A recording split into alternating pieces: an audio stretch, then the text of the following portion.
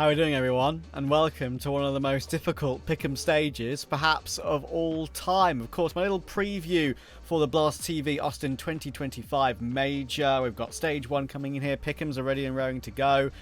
And there are so many unknowns. Teams that haven't played each other before, different regions going up against each other, inconsistent form, lack of LAN examples for some of these teams. We don't even know how they're going to perform in like a different setting other than their sort of favoured online setting. So there's so much up in the air here, and there's only really a few guarantees that I feel like are for sure, and even they, of course, might not come through.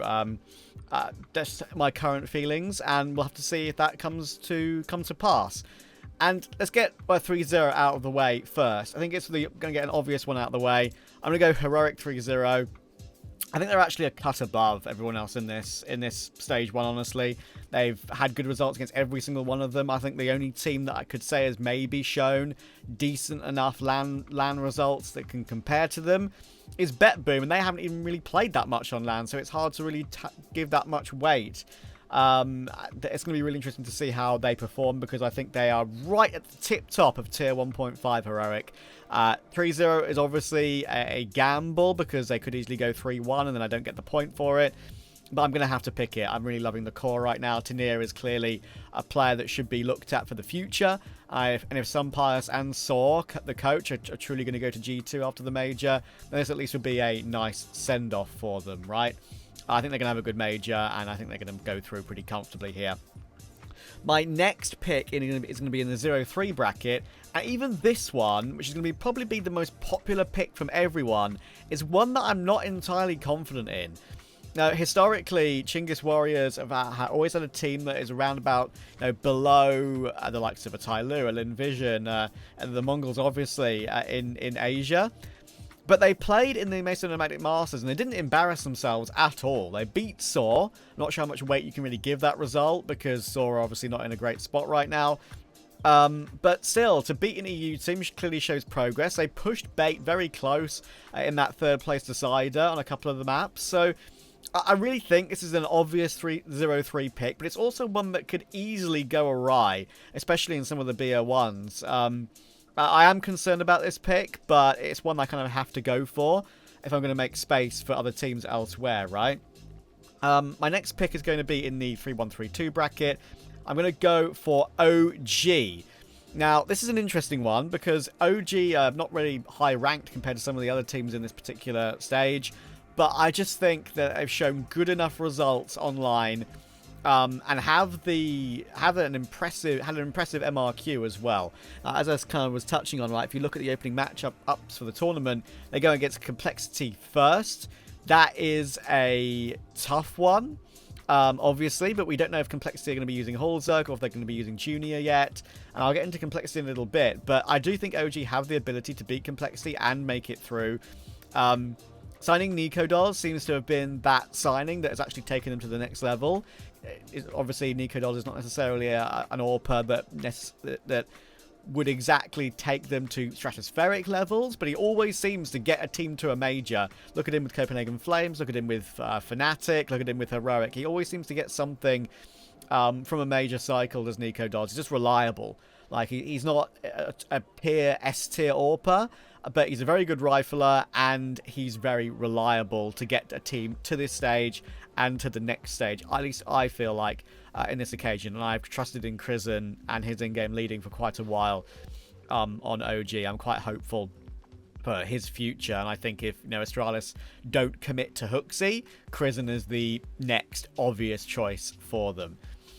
Next pick in the 3-1-3-2 bracket is going to be a pretty obvious one. It's going to be BetBoom. I think they could very easily go 3-0 here. BetBoom, problem is their draw. They play Namiga, and that's been a relatively up and down matchup in the past.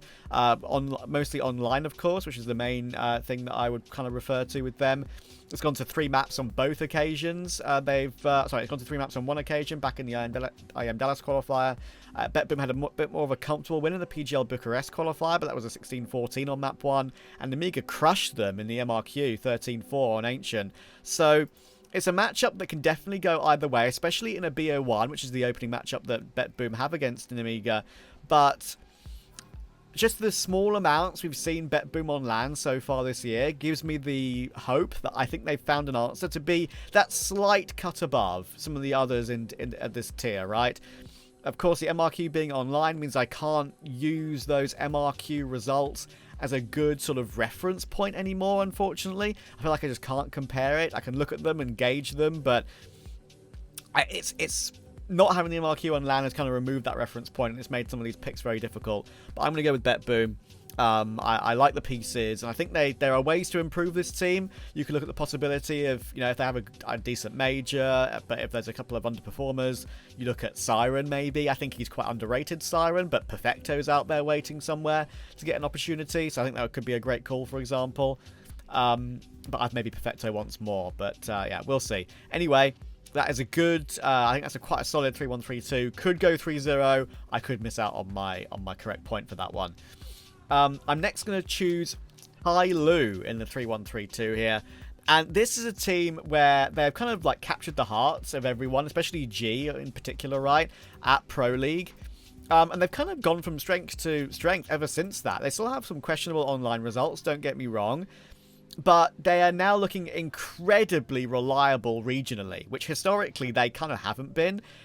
They lost in the ESL Challenger League Grand Final to Lin Vision, so it was Lin Vision to get that spot at Pro League. So Tyloo won't be going back to Pro League, unfortunately, as there was only one spot available for that next season of Pro League. But that's the only time they've fallen foul to a regional rival recently, and that was online, of course. On LAN, they played the Hero Esports Asian Champions League. They won that event. They beat Rare Atom twice comfortably recently. They beat FlyQuest twice at that event. Once 2-1 and the other time 2-0 and what was a 13-7, 13-10. Just incredibly comfortable. And in the grand final on LAN, which I would hold more weight than an online match, they beat Lin Vision 2-0 with a 22-19 on map 1. So very close on map 1, but in the end a very comfortable map 2. So I think Tyloo really are a cut above right now, and it's crazy to think that I can rely on them, but I actually feel like I can rely on them to go through in this particular stage. Next pick is going to be a 3-0 pick, and I'm taking a bit of a massive gamble on this one. I like to go for like one comfort 3-0. That's, every 3-0 is a gamble, but one comfort 3-0 and one more risky 3-0. I'm going to go with Complexity, and the reason I'm going with Complexity is I still think, even with Junior, they will have a solid floor level that the Riflers are showing a good, at this tier especially, right? I thought at the beginning of the year having, Nyx and Sixy would just be some placeholders for some future NA talent if some M80 players, for example, come on the market. But they've improved. JT's done some amazing work. His stock is clearly going up with this roster. And I think just having Adren, even as a stand-in coach behind them, is a great voice to have. If a Hellzerk is ready, then I'm quite confident in the possibility of a 3-0 for them. I'm hedging my bets here because they do play OG in the opening game. So whoever wins here, I've got a chance at a 3-0, or I've got a chance at a likely 3-1, 3-2, it feels like for me. There's a chance that with Junior, maybe it goes really badly and they bomb out, which is another reason why I'm taking Complexity as a 3-0, just as a sort of a mini gamble that I'm sort of happy to take. Staying on the North American track of things, unfortunately, I'm going to pick NRG 03 here. They have not shown any good results against European opposition or international competition at all recently. And I can't really say much more than that. I mean, they could scrape a win against the likes of a Fluxo, a Legacy, or even a FlyQuest or something. And there's definitely a chance there. But I can't rely on them in any matchup here, really, I think. That's really what it's come down to for me. So one North American prospect is a big plus for me, and one is a big negative, unfortunately. But we shall see. I could be very wrong, because I think lots of these are risks for me. Next pick I'm going to take is Wildcard. Not amazing consistency lately, especially against sort of international opposition, but I think they're going to find a way to make it through. They've got a good enough level against the likes of an Imperial, FlyQuest, like Amiga.